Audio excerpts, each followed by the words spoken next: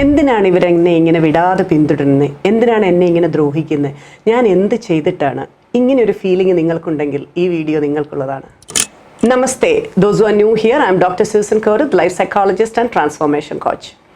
ഇന്നത്തെ നമ്മുടെ വീഡിയോ എന്ന് പറയുന്നത് വിൻഡിക്റ്റീവ് നാർസിസിസ്റ്റ് എന്ന് പറയുന്നത്, അതായത് പ്രതികാരദാഹിയായ നാർസിസിസ്റ്റ്.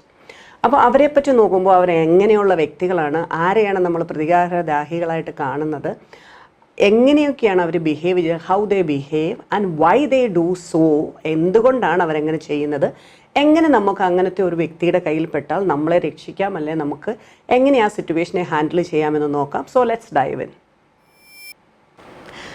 വിൻഡിക്റ്റീവ് നാർസിസിസ്റ്റ് എന്ന് പറയുന്നത്, അല്ലെങ്കിൽ പ്രതികാരദാഹിയ നാർസിസിസ്റ്റ് എന്ന് പറയുന്നത് സാധാരണ നാർസിസിസ്റ്റ് ട്രേറ്റുകളിൽ കാണുന്ന ഒരു കാര്യമാണ്. കുറച്ച് പ്രതികാരമൊക്കെ ഉള്ളവരായിരിക്കും ഇവർ, അല്ലാതെ ഇവരെ നമുക്ക് കാണാൻ സാധിക്കില്ല. കാരണം അവർക്ക് സെൽഫ് ലവ് കൂടുതലാണ്, സെൽഫിഷാണ്, അവർ സെൽഫ് സെൻറ്റേർഡ് ആണ്. അപ്പോൾ അങ്ങനെയുള്ള കാര്യങ്ങൾ, അവർക്ക് ഡാർക്ക് എമ്പതി അല്ലെങ്കിൽ എമ്പതി വളരെ കുറവാണ്, അല്ലെങ്കിൽ ഒരിക്കലും എമ്പതി കാണില്ല. അങ്ങനെയൊക്കെ വരുമ്പോഴത്തേനും നമുക്ക് ഈ സാധാരണ പ്രതികാര കാര്യങ്ങൾ അവർ ചെയ്യുന്നത് നമ്മൾ കാണാറുണ്ട്. പക്ഷേ വിൻഡിക്റ്റീവ് നാർസിസിസ്റ്റ്, അതായത് പ്രതികാരദാഹിയായ ഒരു നാർസിസിസ്റ്റ് എന്ന് പറയുമ്പോൾ അവർ ഭയങ്കരമായിട്ട് ഡേഞ്ചറസ് ആൻഡ് ഹാംഫുൾ ആയിരിക്കും ഇൻ സിവിയർ കേസസ് ആണെങ്കിൽ. അതുപോലെ തന്നെ ഇത് നമ്മൾ സാധാരണ പാത്തോളജിക് നാർസിസിസ്റ്റ് എന്ന് പറയും. അപ്പോൾ ആ ഒരു പാത്തോളജിക്കൽ നാർസിസിസ്റ്റ് എന്ന് പറയുന്നതിനകത്ത് അവർ പ്രതികാരദാഹിയും കൂടി ആകുമ്പോഴത്തേനും അവർ നല്ല രീതിയിലുള്ള ആൻറ്റി സോഷ്യൽ ട്രേറ്റ്സുകൾ നല്ലതുപോലെ കാണിക്കും. അതായത് ഒട്ടും എമ്പതിയില്ല, ഡാർക്കായിട്ടുള്ള എമ്പതി ആയിരിക്കും. അതുപോലെ തന്നെ അവർ മറ്റാളുകളെ, അവരുടെ വിക്ടിമിനെ അവർ യൂസ് ചെയ്യും, അവർ എക്സ്പ്ലോയിറ്റ് ചെയ്യും. അതുപോലെ തന്നെ വളരെ നല്ല രീതിയിൽ എല്ലാ ലെവലിൽ നിന്നും ഏതൊക്കെ ലെവലിൽ അവർക്ക് ചെയ്യാൻ പറ്റുമോ ആ രീതിയിലെല്ലാം അവർ അബ്യൂസ് ചെയ്യും. അതായത് financial, psychological, emotional, physical, social, career, spiritual, sexual, എല്ലാ രീതിയിലും ഇവരിൽ നിന്ന്, അല്ലെങ്കിൽ ഒരു ടെക്നോളജി വൈസൊക്കെ ഇവർ അങ്ങനെ, അല്ലെങ്കിൽ സോഷ്യൽ മീഡിയ വഴിയൊക്കെ ഇവരിങ്ങനെ അവരെ അബ്യൂസ് ചെയ്യുന്നതായിട്ട് നമ്മൾ കാണാറുണ്ട്. അപ്പോൾ വിൻഡിക്റ്റീവ് ബിഹേവിയർ എന്ന് പറയുന്നത് സാധാരണ നമ്മൾ കാണുമ്പോൾ ഒരു സ്പെക്ട്രത്തിലാണ് അതിങ്ങനെ കാണുന്നത്. അതായത് ഒരറ്റം മുതൽ ചെറിയ മൈനർ ഒരു ഇത് മുതൽ വളരെ ഹൈ ലെവലിലുള്ള കംപ്ലീറ്റ് ഡിസ്ട്രക്ഷൻ വരെയാണ് നമ്മൾ സാധാരണ കാണുന്നത്.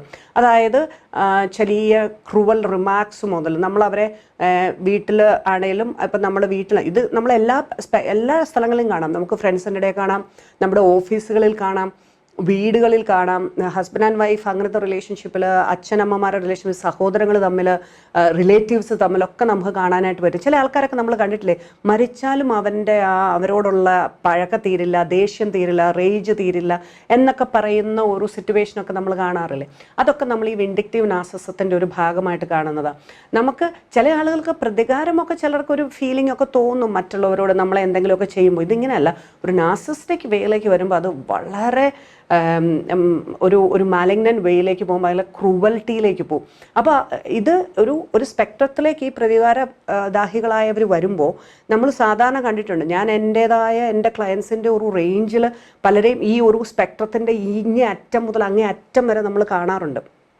അതിനകത്ത് ചെറിയ ക്രൂവൽ റിമാർക്സ് മുതൽ പാസീവ് അഗ്രസീവായിട്ടുള്ള ബിഹേവിയേഴ്സ് മുതൽ, അതുപോലെ തന്നെ എക്സ്ട്രീമായിട്ടുള്ള narcissistic abuse, anti social behaviours, sadistic act, അത് ലീഡ്സ് ടു കംപ്ലീറ്റ് ഡിസ്ട്രക്ഷനിലേക്ക് പോകുന്നത് നമ്മൾ കാണാറുണ്ട്.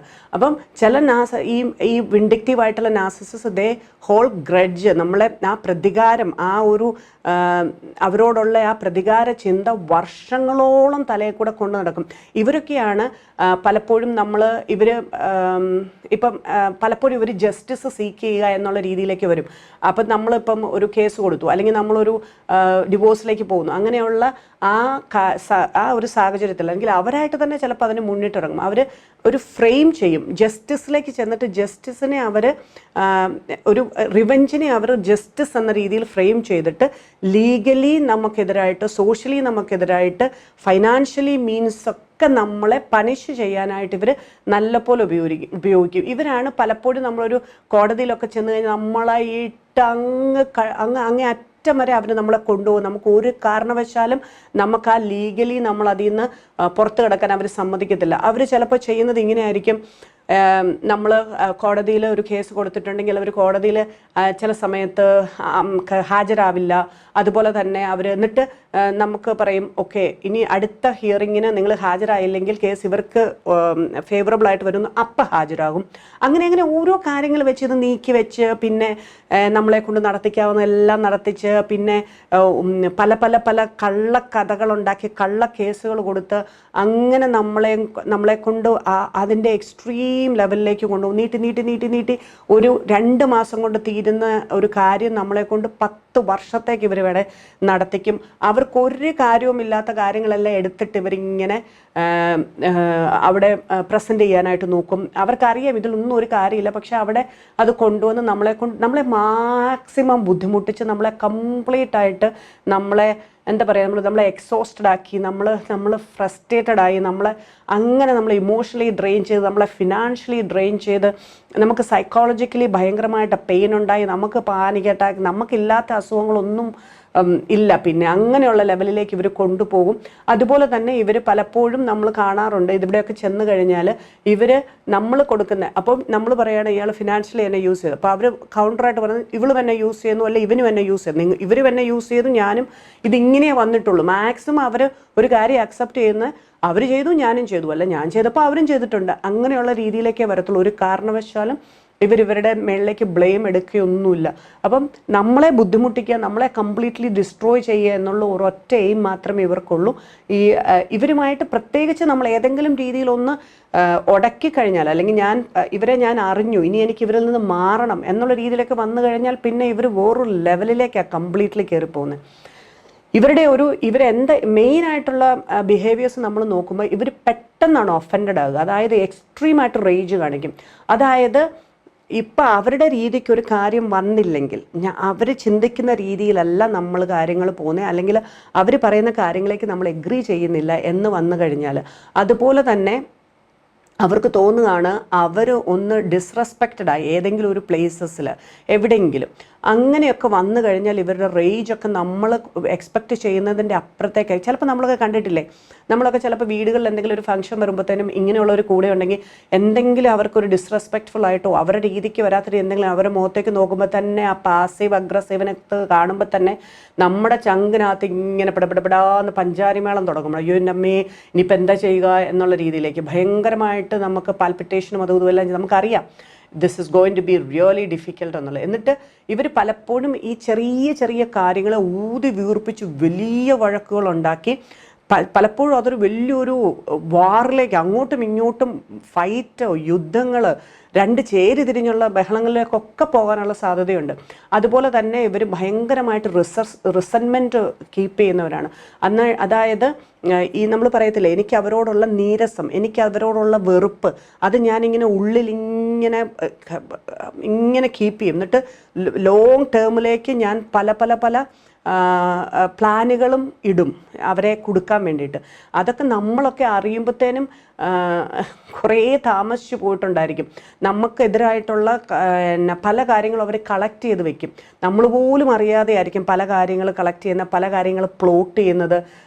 കള്ളങ്ങളും അതുപോലെ തന്നെ ചീറ്റിങ്ങും എല്ലാമായിട്ട് അവർ പല കാര്യങ്ങളും നമുക്കെതിരായിട്ട് പ്ലോട്ട് ചെയ്യും. അതുപോലെ തന്നെ നമ്മുടെ മുകളിലേക്കായിരിക്കും ബ്ലെയിം എല്ലാം ഇടുക. അവരുടെ അക്കൗണ്ടബിലിറ്റി ഇല്ലാതാക്കാൻ വേണ്ടി അവർ എല്ലാ ബ്ലെയിമും നമ്മുടെ മുകളിലേക്ക് ഇടും. എല്ലാത്തിനും കാരണക്കാരിവിടെ. ഇപ്പം നമ്മൾ പറയുകയാണ് ഈവൻ കുട്ടികൾ പോലും കോടതിയിൽ വന്നിട്ട് അല്ലെങ്കിൽ അവരുടേതായ പ്രസൻസിൽ ഇപ്പോൾ ഒരു 10-15 ആയ കുട്ടികൾ വേണേൽ കോടതി വന്നിട്ട് പറയും എൻ്റെ ഫാദർ അല്ലെ മദർ ഇങ്ങനെ ചെയ്തു, എനിക്ക് ഇവരെ കാണണ്ട, എനിക്ക് ഇവരെ ആവശ്യമില്ല എന്ന് പറയുമ്പോൾ ഇവരുടെ കരച്ചിലൊക്കെ അമ്മമാർ പറയും മറ്റേയാൾ അവരെ തിരിച്ചതാണ്, ഞാൻ അങ്ങനെയാണ് ഇങ്ങനെയാണ്, എൻ്റെ കുട്ടി ഇങ്ങനെ മാറത്തില്ല എന്നൊക്കെ പറഞ്ഞ് ഭയങ്കരമായിട്ട് കഥകളുണ്ടാക്കും ഇവർ. അതുപോലെ തന്നെ കാരണം ഇത് പലർക്കും മനസ്സിലാകത്തില്ല, കോടതി ഇരിക്കുന്നവർക്കൊന്നും മനസ്സിലാകത്തില്ല. അപ്പോൾ അവർക്ക് ഭയങ്കര കൺഫ്യൂഷനായിപ്പോവും. അവരുടെ കരച്ചിലൊക്കെ ഇരിക്കുന്ന കണ്ടു കഴിഞ്ഞാൽ ഭയങ്കരമായിട്ട് നമ്മൾ വിചാരിക്കും ഇവരാണ് ശരിക്കും വിക്ടിം എന്നുള്ള രീതിയിലേക്ക്. എന്നിട്ട് അവർ പറയുക എന്ന് പറഞ്ഞു കഴിഞ്ഞാൽ ഇപ്പോൾ നമ്മളൊരു അബ്യൂസ് നടന്നിട്ടുണ്ട്, ഇയാൾ എന്നെ ഫിസിക്കലി അടിച്ചു അല്ലെങ്കിൽ എനിക്കൊരു അബ്യൂസ് ഉണ്ടായി എന്ന് പറയുമ്പോൾ അയാൾ മിക്കവാറും പറയുന്ന അബ്യൂസ് വാസ് മ്യൂച്വൽ എന്ന് പറയും. അങ്ങോട്ടും ഇങ്ങോട്ടും അബ്യൂസ് നടന്നിട്ടുണ്ട്, ഞാൻ മാത്രമല്ല ഉത്തരവാദി എന്നുള്ള രീതിയിലെങ്കിലും ബ്ലെയിം നമ്മുടെ മുകളിലേക്ക് ഇടാനായിട്ട് നോക്കും. അതുപോലെ തന്നെ അവർക്ക് ഭയങ്കരമായിട്ടുള്ള അസൂയാണ്, ഭയങ്കരമായിട്ട് ജലസിയാണ്. ഒരാൾ മുകളിൽ കയറി പോകുന്നതോ അല്ലെങ്കിൽ ഒരാൾക്കൊരു കാര്യം കിട്ടുന്നതോ ഒന്നും അവർക്ക് സഹിക്കാൻ പറ്റൂല. അതുപോലെ തന്നെ അവർക്ക് ഭയങ്കര സംശയമാണ്, പാരനോയ അവർക്ക് നല്ലപോലെ ഉണ്ട്. ആരെന്ത് കാണിച്ചാലും അവിടെ എല്ലാം അവരിങ്ങനെ ഭയങ്കര സസ്പീഷ്യസ് ആയിട്ട് എല്ലാ കാര്യങ്ങളും നോക്കുക. അതുപോലെ തന്നെ അവർക്ക് ഭയങ്കര കൺട്രോളിനോട് ഒബ്സഷനാണ്. എൻ്റെ കൺട്രോളിൽ നിൽക്കണം. ശകലം മാറിപ്പോയി കഴിഞ്ഞാൽ അവർക്ക് പിന്നെ സഹിക്കാൻ പറ്റൂല, അവർക്ക് ഒരു കാരണവശാലും അത് സഹിക്കാൻ പറ്റൂല. എല്ലാം അവരുടെ കൺട്രോളിൽ തന്നെ വേണം. അതുപോലെ അവർ ചെയ്യുന്ന വേറൊരു കാര്യമാണ് സ്മിയർ ക്യാമ്പയിൻ. നല്ല ക്യാരക്ടർ അസാസിനേഷൻ നടത്തും ഇവർ. അതിനകത്ത് ഭാര്യയാണോ, മക്കളാണോ, സഹോദരനാണോ, സഹോദരിയാണോ, ഫ്രണ്ട്സാണോ, കൊളീഗ്സാണോ, ബോസാണോ, ഒരു നോട്ടവും ഇല്ല. നല്ല രീതിയിൽ ക്യാരക്ടർ അസാസിനേഷൻ നടത്തും. അത് റൂമേഴ്സൊക്കെ അങ്ങോട്ട് മാനിപ്പുലേറ്റ് ചെയ്ത് മറ്റുള്ളവരുടെ മുമ്പിൽ പറയുന്ന കേട്ട് കഴിഞ്ഞാൽ ടാർഗറ്റിൻ്റെ റെപ്യൂട്ടേഷൻ കംപ്ലീറ്റ് ആയിട്ട് അവർ കളയും. അത് ചിലപ്പോൾ നമ്മൾ ചില ഹസ്ബൻഡിനും ഭാര്യമാരുമായിട്ടുള്ള റിലേഷൻഷിപ്പിൽ ചിലപ്പോൾ അവർ പറയാറുണ്ട്, ഇപ്പോൾ അവരിപ്പോൾ ഒരു സെയിം ഓഫീസിലൊക്കെ വർക്ക് ചെയ്യുന്നെങ്കിൽ അവർ ഞെട്ടിപ്പോവും. കാരണം എന്നാന്ന് വെച്ച് കഴിഞ്ഞാൽ പല കാലത്തെ വർഷങ്ങൾ മുമ്പുള്ള കാര്യങ്ങൾ ഇവർ ഇങ്ങനെ കീപ്പ് ചെയ്തിട്ട് ഇതെല്ലാം ഓഫീസിൽ ചെന്നിട്ട് ഇവരുടെ ഭാഗം നല്ലതാക്കിയിട്ട് മറ്റേയാളെ മോശക്കാരാക്കിയിട്ട് ഇവർ ചെയ്ത ഒരു ടെസ്റ്റിൻ്റെ ഒരു ഭാഗമോ അല്ലെങ്കിൽ ഇവർ പറഞ്ഞ ഏതെങ്കിലും കോൺവെർസേഷൻ റെക്കോർഡ് ചെയ്ത് വെച്ചതൊക്കെ മറ്റവരെ കെപിച്ചിട്ട് പറയും, ഞാൻ എത്രമാത്രം സഫറിങ് അനുഭവിച്ച ആളാണെന്നറിയാവോ എന്നുള്ള രീതിയിലൊക്കെ പറഞ്ഞ് ഭയങ്കരമായിട്ട് സ്മിയർ ക്യാമ്പയിൻസ് ഒക്കെ നടത്തി നമ്മുടെ റെപ്യൂട്ടേഷൻ കംപ്ലീറ്റ്ലി ട്രാൻസ് ചെയ്യും. ആൻഡ് ഈവൻ നമ്മളുടെ സ്വന്തം അപ്പൻ്റെ അമ്മയുടെയും അല്ലെങ്കിൽ സഹോദരനെയും ഒക്കെ മുമ്പിലായിരിക്കും ഇവർ പോയിട്ട് ഈ റെപ്യൂട്ടേഷൻ കളയാനായിട്ട് നോക്കുന്ന. അവർ പല രീതിയിലായിരിക്കും. പലപ്പോഴും ഇവർ മാക്സിമം എവിഡൻസ് ഒക്കെ കൊണ്ടുവന്നിട്ടായിരിക്കും ഇവരത് ചെയ്യുക. കാരണം മറ്റേ ആളെ വിശ്വസിപ്പിക്കണം. ഇതെല്ലാം അവർ ഉണ്ടാക്കിയെടുക്കും.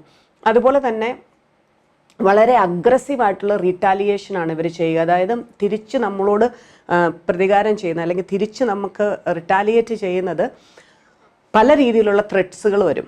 പല രീതിയിൽ നമ്മളെ പേടിപ്പിക്കും. നമ്മളെ അങ്ങനെയാക്കും, ഇങ്ങനെയാക്കും, അതാക്കും, ഇതാക്കും എന്ന് പറഞ്ഞ് വെർബലി, ഫിസിക്കലി എല്ലാം. പിന്നെ നമ്മളെ സ്റ്റോക്ക് ചെയ്യും. നമ്മൾ പോകുന്നിടത്തും എടുക്കുന്നിടത്തും എല്ലാം ഇവരുടെ ഒരു പ്രസൻസ് കാണും. അല്ല ഇവരുടെ ആരെങ്കിലും ഫ്ലൈ മങ്കീസോ ഏജൻസോ ആരെങ്കിലും കാണും. അതുപോലെ തന്നെ നമ്മളെ ഹരാസ് ചെയ്യുക. അതുപോലെ തന്നെ ഹരാസ് ചെയ്യുക. ആ പ്രതികാര രീതിയിലുള്ള ഭയങ്കരമായിട്ടുള്ള മാലീഷ്യസ് ആയിട്ടുള്ള ഡിസ്ട്രക്ഷൻ ഓഫ് പ്രോപ്പർട്ടി. നമ്മുടെ പ്രോപ്പർട്ടീസ് എല്ലാം നമുക്ക് പ്രോപ്പർട്ടീസ് പല കാര്യങ്ങൾ കാണും. അതിനകത്ത് നമുക്ക് കരിയർ കാണും, നമ്മുടെ ഫൈനാൻസസ് കാണും. ഇതെല്ലാം മാക്സിമം ഡിസ്ട്രക്ഷനിലേക്ക് എങ്ങനെ കൊണ്ടുവരാം എന്ന് അവർ നോക്കിയിട്ട് നമ്മളെ കംപ്ലീറ്റ് ആയിട്ട് ഇല്ലായ്മ ചെയ്യുന്നതിലേക്കാണ് ഈ വിൻഡക്റ്റീവ് നാർസിസിസ്റ്റ് പോകുന്നത്. അതുപോലെ അവരുടെ മാനിപ്പുലേഷനും ഗ്യാസ് ലൈറ്റിങ്ങും നമുക്ക് എടുക്കാൻ പറ്റുന്നതിൻ്റെ എക്സ്ട്രീം ലെവലിലായിരിക്കും. അവർ കള്ളം പറഞ്ഞ് ചതിച്ച് വഞ്ചിച്ച് എല്ലാ സിറ്റുവേഷനും അവർക്ക് വേണ്ട രീതിയിലേക്ക് മാറ്റിക്കൊണ്ട് അവരാണ് ഇവിടുത്തെ സഫറർ, അവരാണ് നീതിമാനായിട്ടുള്ള വ്യക്തി, എനിക്കാണ് ജസ്റ്റിസ് കിട്ടേണ്ടത്, മറ്റേ ആ കല്ല എന്നുള്ള രീതിയിലാക്കും. അങ്ങനെ വരുമ്പോൾ പലപ്പോഴും ചില കോർട്ടിലൊക്കെ നമ്മളൊക്കെ ചില സമയത്ത് നമുക്ക് നീതി കിട്ടാതെ വരുന്ന ഒരവസ്ഥകളൊക്കെ ഉണ്ട്. കാരണം അങ്ങനെയാണ് ഇവർ പ്രസൻറ്റ് ചെയ്യുന്നത്. കാരണം നമുക്കറിയാലോ, നമുക്ക് ഈ എവിഡൻസുകളും പല കാര്യങ്ങളെ അനലൈസ് ചെയ്തിട്ട് നോക്കിയിട്ട് വരുമ്പോൾ ഇവർ ചിലപ്പോൾ നിങ്ങളുടെ വീട്ടിലുള്ള നിങ്ങളുടെ വസ്തുവകകൾ ചിലപ്പോൾ നിങ്ങൾ വാങ്ങിച്ചു വെച്ച സ്വർണ്ണമായിരിക്കാം, അല്ലെങ്കിൽ നിങ്ങൾ അങ്ങോട്ടും ഇങ്ങോട്ടും ഒക്കെ ഷെയർ ചെയ്ത പൈസകളായിരിക്കാം. നിങ്ങൾ കൊടുത്തതിന് കണക്ക് കാണില്ല, അവർ കൊടുത്ത കണക്കുകളെല്ലാം കറക്റ്റായിട്ട് വരും. അങ്ങനെയൊക്കെ വന്നിട്ട് നിങ്ങളിൽ നിന്ന് പല രീതിയിലുള്ള നമുക്ക് ഫിനാൻഷ്യൽ ഇഷ്യൂസ് അല്ലെങ്കിൽ നമ്മൾ ഡിസ്ട്രോയ് ചെയ്യാനായിട്ട് സാധ്യതയുണ്ട്. അവർ നമ്മുടെ പൈസകൾ വാങ്ങിച്ചെടുക്കാനുള്ള സാധ്യതയുണ്ട്. അതുപോലെ തന്നെ നമ്മൾ ഏതെങ്കിലും രീതിയിൽ ഇപ്പം അവർ കോർട്ടിൽ വരുന്നില്ലെങ്കിൽ അവർക്ക് കുഴപ്പമില്ല, നമ്മൾ കോർട്ടിൽ വന്നില്ലെങ്കിൽ അവർക്കുണ്ടായ നഷ്ടങ്ങളും അവർക്കുണ്ടായ ഡാമേജസും കാണിച്ചുകൊണ്ട് നമ്മളെ സൂ ചെയ്യുക. ഇങ്ങനത്തെ പല രീതിയിലുള്ള കാര്യങ്ങളായിരിക്കും ഇവർ നമ്മുടെ നേരെ ചെയ്യുക. അപ്പോൾ അതുകൊണ്ട് തന്നെ ഇവരുമായിട്ട് ഡീൽ ചെയ്യുമ്പോൾ നമ്മൾ ശരിക്കും സൂക്ഷിച്ച് തന്നെ ഇരിക്കണം. അവർക്ക് ഒരു മീൻ ആൻഡ് സാഡിസ്റ്റിക് പ്ലഷറുണ്ട്. അവർക്ക് ഭയങ്കര മീൻ ബിഹേവിയർ ആയിരിക്കും, ഭയങ്കര സാഡിസ്റ്റിക് പ്ലഷർ ആയിരിക്കും.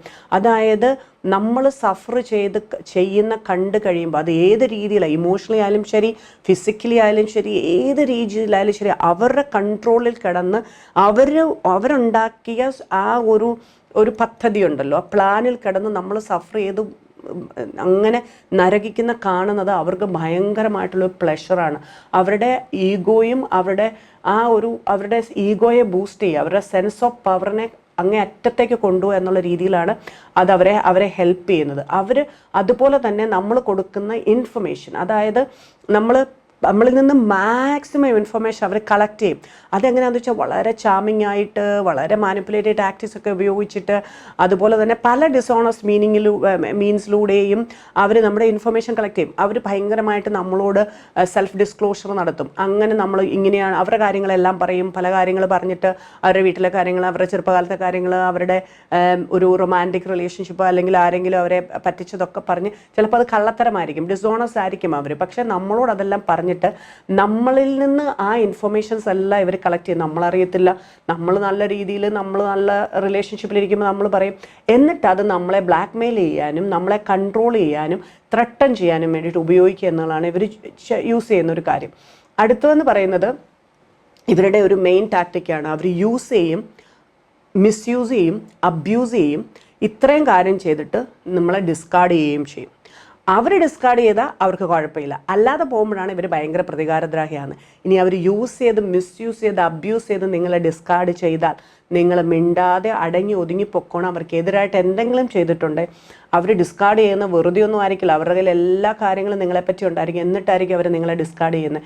എന്നിട്ട് നിങ്ങൾ അതിൻ്റെ പുറകെ പോയി കഴിഞ്ഞാൽ പലപ്പോഴും നിങ്ങൾക്ക് വിൻ ചെയ്യാൻ പറ്റത്തില്ല. അതുകൊണ്ടാണ് പലപ്പോഴും നമ്മൾ പറയുന്നത് വിട്ടേക്കൂ, നമ്മുടെ ലൈഫ് നോക്കി നമുക്ക് മുമ്പോട്ട് പോകാം.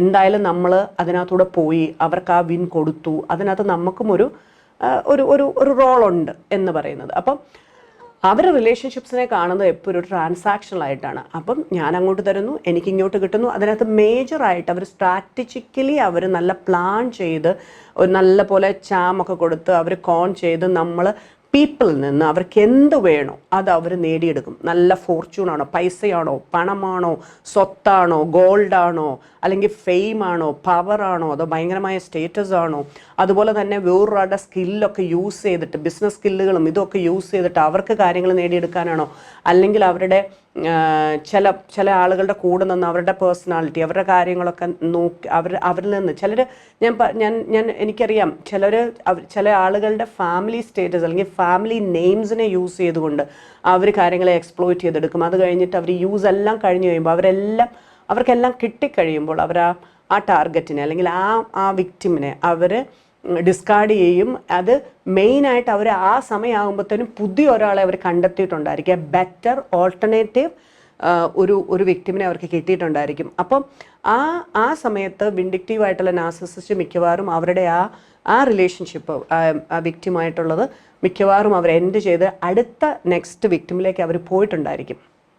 ഇങ്ങനെയൊക്കെയാണ് ഇവർ സാധാരണ നമ്മളോട് ബിഹേവ് ചെയ്യുന്നത്, ഒരു വിക്ടിമിനോട് ബിഹേവ് ചെയ്യുന്നത്. ഇനി അവരുടെ കയ്യിൽ പെടാതെ സൂക്ഷിക്കുക എന്ന് പറയുന്നത് നമ്മളാണ് അത് ശ്രദ്ധിക്കേണ്ടതെന്ന് ഞാൻ എപ്പോഴും പറയും. ഇതെന്തുകൊണ്ട് ഇവരിങ്ങനെ ചെയ്യുന്നു എന്ന് നമ്മൾ ചോദിച്ചു കഴിഞ്ഞാൽ ഇവരിൽ ഒത്തിരി അൺറിസോൾവ്ഡ് ഇന്നർ പെയിൻ ഉണ്ടായിരിക്കും. പലയിടത്തു നിന്ന് കിട്ടിയ കളിയാക്കലുകൾ, അവർ വളർന്നു വന്നപ്പോൾ കിട്ടിയിരിക്കുന്നവർക്ക് പല രീതിയിലുള്ള ഇഷ്യൂസ്, അവർ തന്നെ വിൻഡിക്റ്റീവ് നേച്ചർ ഫേസ് ചെയ്തത്.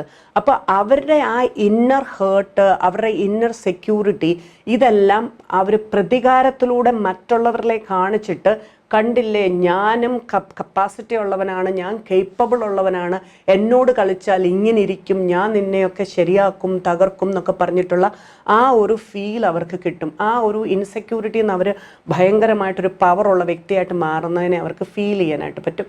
അതിന് വേണ്ടിയിട്ടാണ് അവർ ചെയ്യുന്നത്. അതുപോലെ തന്നെ അവരുടെ ഈഗോ വളരെ ഫ്രജൈലാണ്, വളരെ വൾണറബിളാണ്.